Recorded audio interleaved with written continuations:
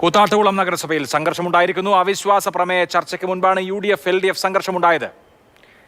LDF പക്ഷത്തേക്ക് പോയ CPM കൗൺസിലറെ കാറിൽ ബലമായി കയറ്റി കൊണ്ടുപോയി എന്നാണ് പരാതി. LDF ഭരിക്കുന്ന നഗരസഭയിൽ അവിശ്വാസ പ്രമേയ ചർച്ചയിൽ നിന്ന് ഭരണപക്ഷം വിട്ടുനിൽക്കുകയാണ്.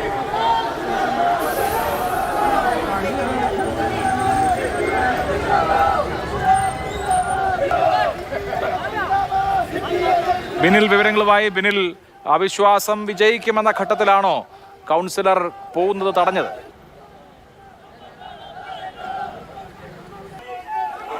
അഭിലാഷ്, ചില സിനിമകളിലൊക്കെ കാണുന്ന രംഗങ്ങളാണ് ഇന്ന് കൂത്താട്ടുകുളം നഗരസഭയ്ക്ക് മുന്നിൽ നടന്നത്. അവിടെ LDF ആണ് ഭരിക്കുന്നത്. LDFനെതിരെ UDF കൊണ്ടുവന്ന അവിശ്വാസ പ്രമേയം ചർച്ചയ്ക്കെടുക്കാനിരിക്കുകയായിരുന്നു. അതിൽ LDFന് ഭയപ്പെടേണ്ട കാര്യമെന്നത് 13 അംഗങ്ങൾ LDF പക്ഷത്തും 11 അംഗങ്ങൾ UDF പക്ഷത്തുമുണ്ട്.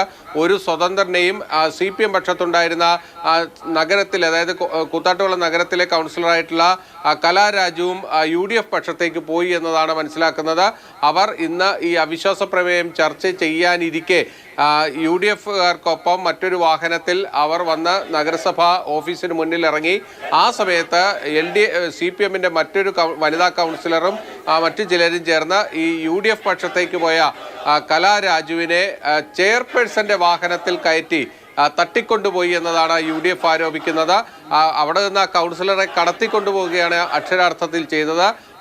അതോടൊപ്പം തന്നെ LDFന്റെ കൗൺസിലർമാർ ആരും തന്നെ അവിശ്വാസത്തിൽ പങ്കെടുക്കുകയും ചെയ്തില്ല. എന്തായാലും കോറം തികഞ്ഞില്ല. അതുകൊണ്ട് തന്നെ അവിശ്വാസ പ്രമേയം ചർച്ച ചെയ്യാൻ കഴിയാതെ പോയി. ഇവിടെ ഹൈക്കോടതിയുടെ ഉത്തരവടക്കമുണ്ടായിരുന്നു. മതിയായ സുരക്ഷാ സംവിധാനങ്ങൾ ഒരുക്കണമെന്നത് ഹൈക്കോടതി അടക്കം നിർദ്ദേശിച്ചിരുന്നു. ഇപ്പോഴത്തെ സാഹചര്യം എന്ന് പറയുന്നത് കൂത്താട്ടുകുളം പോലീസ് സ്റ്റേഷന് മുന്നിൽ UDF നേതാക്കൾ കുത്തിയിരുന്ന് സമരം ചെയ്യുകയാണ്. അനൂപ് ജേക്കബ് MLA, യൂത്ത് കോൺഗ്രസിന്റെ വൈസ് പ്രസിഡന്റ് അബിൻ വർക്കി തുടങ്ങിയ നേതാക്കൾ എല്ലാവരും അവിടെയുണ്ട്.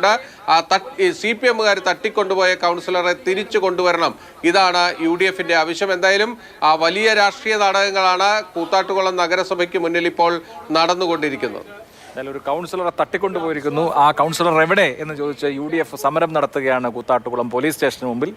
സിനിമകളെ അനുസ്മരിപ്പിക്കുന്ന പ്രകടനം എന്ന് ബിനിൽ പറഞ്ഞത് അക്ഷരാർത്ഥത്തിൽ ശരിയാണ്.